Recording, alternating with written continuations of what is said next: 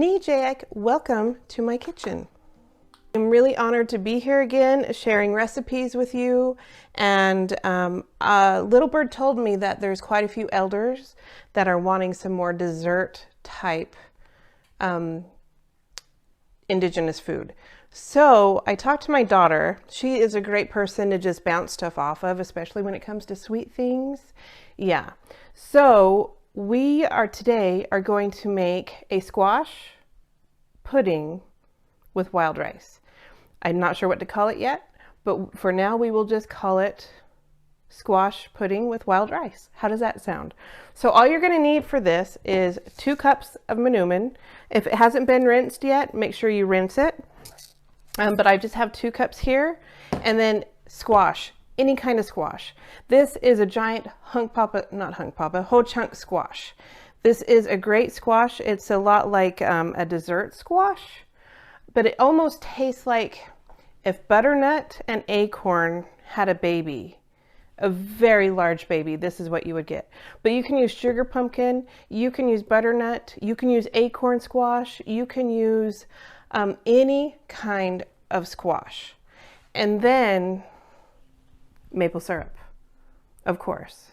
So you're going to want to get the real stuff, not corn syrup, real maple syrup. That's it. And we're going to make dessert. So this is my Hochunk squash. It's very large. I've been trying to figure out what to do with it, and now I know. So first we need to divide this. I'm not going to use this whole thing. So let's cut it into sections so that, and there's a little part, you know how sometimes in the winter your squash will start to go bad. Okay, hold your ears. Oh, that wasn't that bad. There's a little part that is just starting to mold. So it's a shame, but I'll take that part off. My chickens will still love it. And we'll put that aside. Now I'm just gonna want, you're gonna want like, I need to be better at measuring. Let's just estimate 2 to 3 cups of squash. So I'm estimating it's gonna be about this. Okay, I know it's not great, but that's what cooking is. You don't have to measure anything. Be like your mom and your Nokmies. You don't need to measure everything. Just have what you have, and your palate will tell you what you need. So I'm going to cut off about this amount. I think that's going to give me 2 to 3 cups of squash. So let's do that, and then the rest I'm probably going to cut up and dry.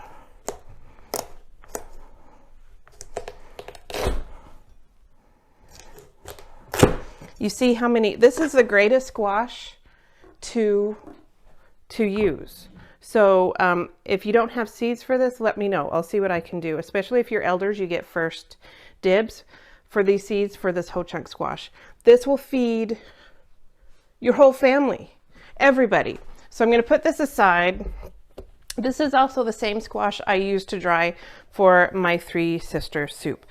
So now I want to cut it this way so that there's 2 halves, okay? So we'll just start down this way and this way. Look how gorgeous this squash is. It's just absolutely gorgeous. Now remember to save your seeds. You really need to save your seeds. I always try to save at least a minimum of 2 years worth of seeds. That way you'll have seeds if you have a bad harvest. You'll have seeds if you need to share them. And you should always share your seeds anyway, because food is life and it's one of the best gifts you can give. So now I'm just going to slowly, this portion of the squash isn't too fibery with the seeds and stuff. So I'm just going to clean out what I really need to. And I do have chickens, so I save what I don't use and give it to them, because they in turn feed my family. So we'll just scrape this out so that all we're going to be getting is the squash. Throw that in the chicken bucket. And then the most of the seeds are going to be in that big bulky part of the squash, and I'll make sure to get those out and then thoroughly dry them. And then I store them in just mason jars, really dry mason jars. I love jars the best because animals can't get to it, you know, rodents and bugs and that sort of thing. So it'll stay forever in that jar as long as the contents are kept dry.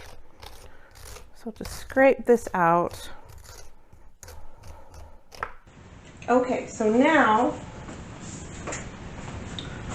you don't have to do this part, but I just generally do it. I have a little bit of sunflower oil in a spray bottle, or you can dab it on there. I just kind of spray it just a little bit. I think it helps it to not dry out while we're cooking it.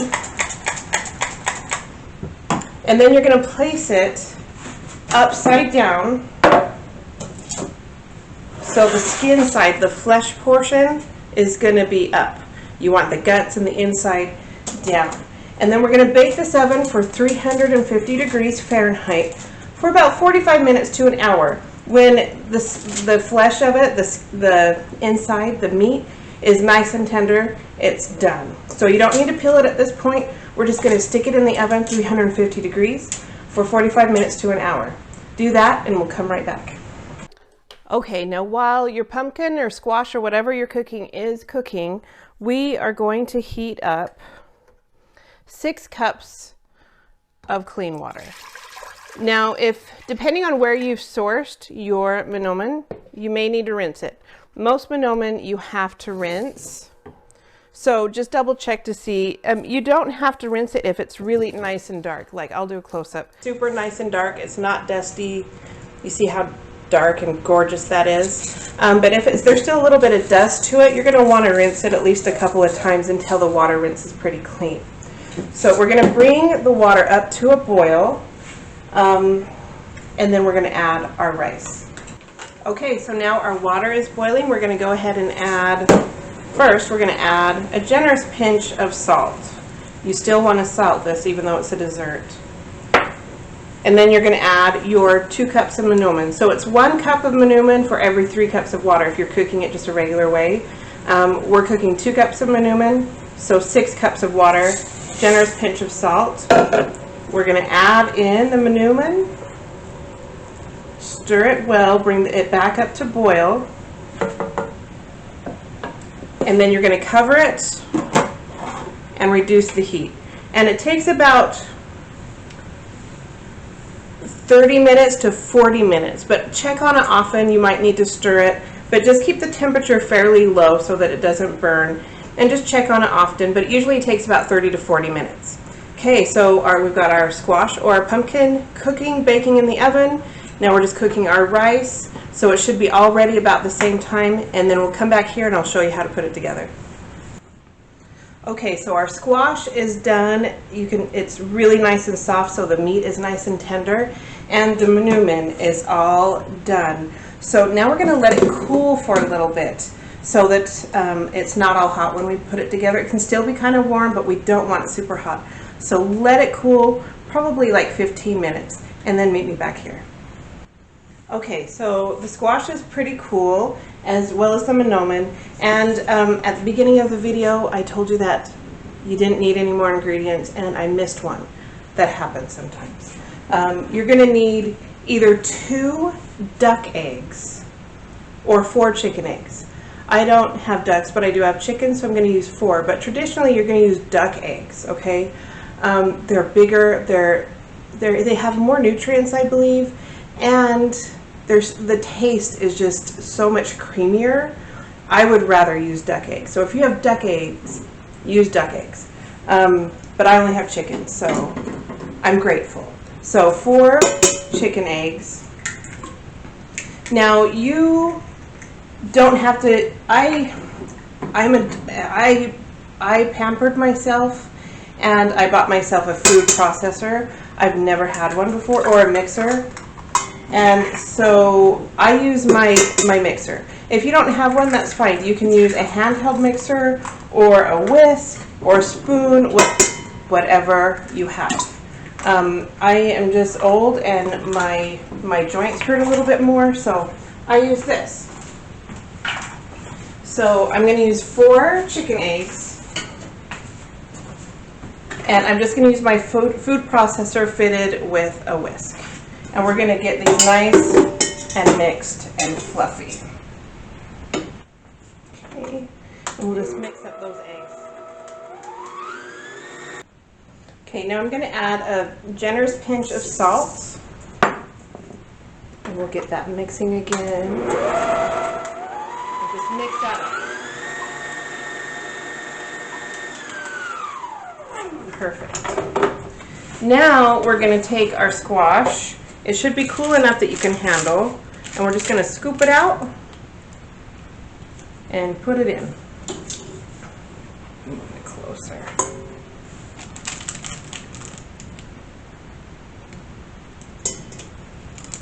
And you can add any kind of spices you want to this as well. I do like to add some nutmeg and cinnamon. If you're not a fan of either one, you can just omit it. I also, when the season's right and you're able to find wild ginger, that is amazing in this dish. Unfortunately, I don't have any of that. So I'm just going to put in some cinnamon and nutmeg. It's all scraped in. And then with the texture of the Mnomen, this is just an amazing recipe.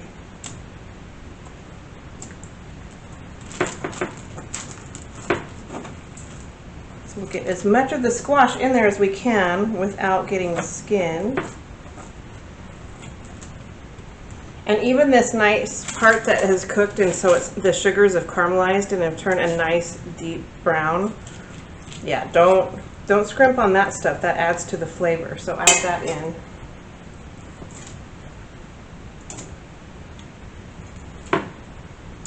And then if you guys try this, I really want to hear what you think. What are your thoughts? Make sure to let me know. If this is on my YouTube channel, drop it in the comments. Let me know what you think when you try to make it, or maybe what you substituted or used instead. I just love to know that you guys are making this food too. And if you're with the Huron Band of Potawatomi, let your elders know, because they'll let the people who need to know. So let your elders know, let Nicole know, and she'll get back to me. Beautiful. I love this. It makes my whole house smells like squash, and so it's like it brings back a memory of summer, because I'm missing it about that time of year. I think I got that all. Perfect. Now we're going to close this up, and we're going to just blend it for a little bit longer. Okay, so that's mixed nicely.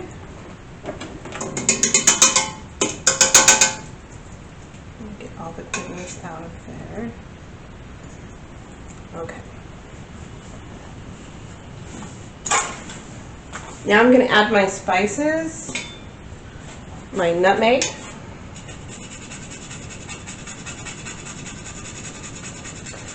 this is probably like a half a teaspoon. Again, I know I will get better at measuring.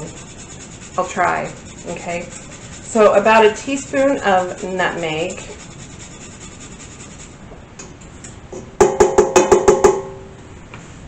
And then about a teaspoon of cinnamon. Nice. And then, where did I put it? Did I lose it? I can't lose it. Here, of course.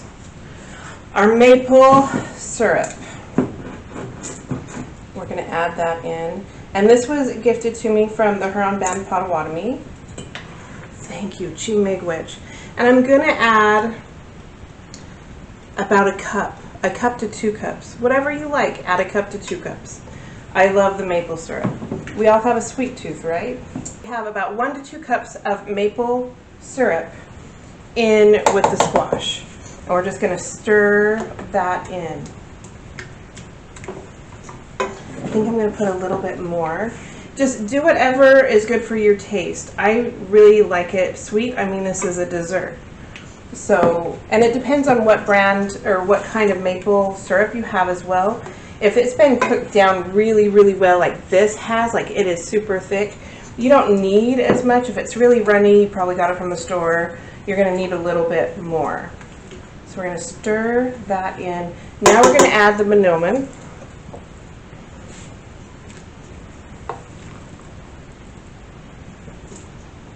I'm going to make a mess in the process because that's what I do, but that's all right.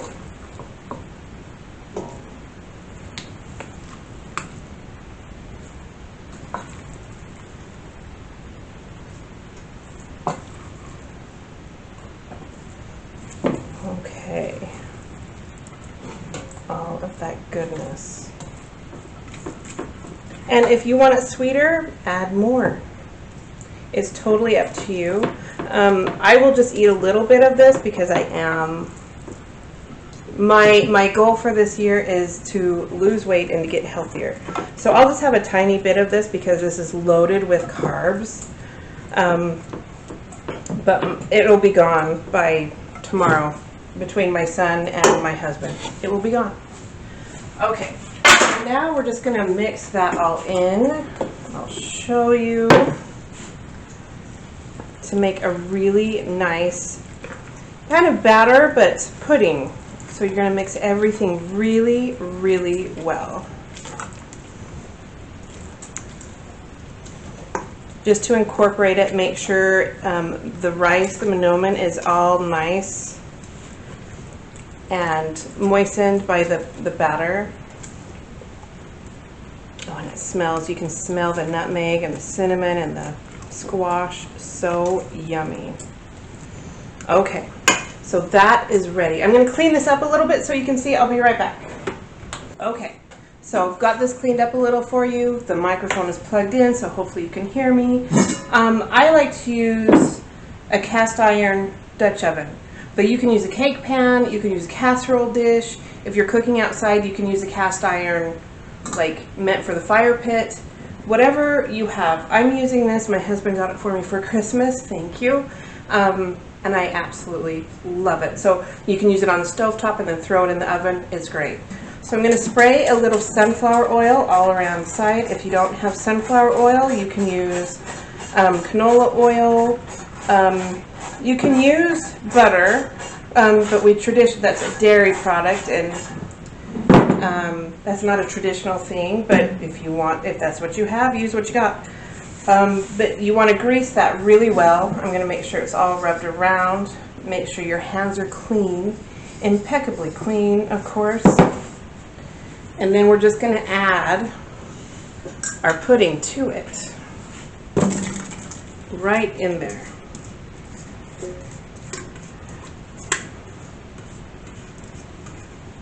Perfect. So then we'll just smooth that around. I'll make sure you get a close-up. So we're going to smooth that around.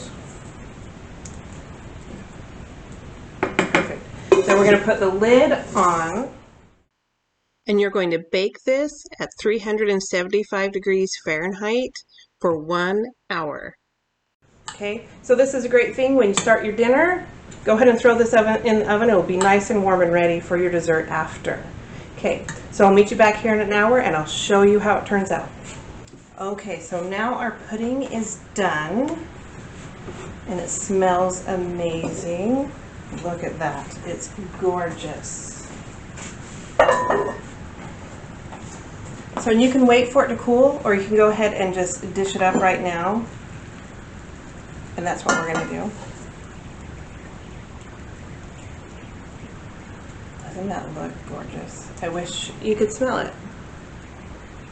Yes. So I'm just going to dish this up. And that's all you do. It's ready to go. Happy dessert. There you go. There's your pumpkin and wild rice pudding. Until next time, Mama P.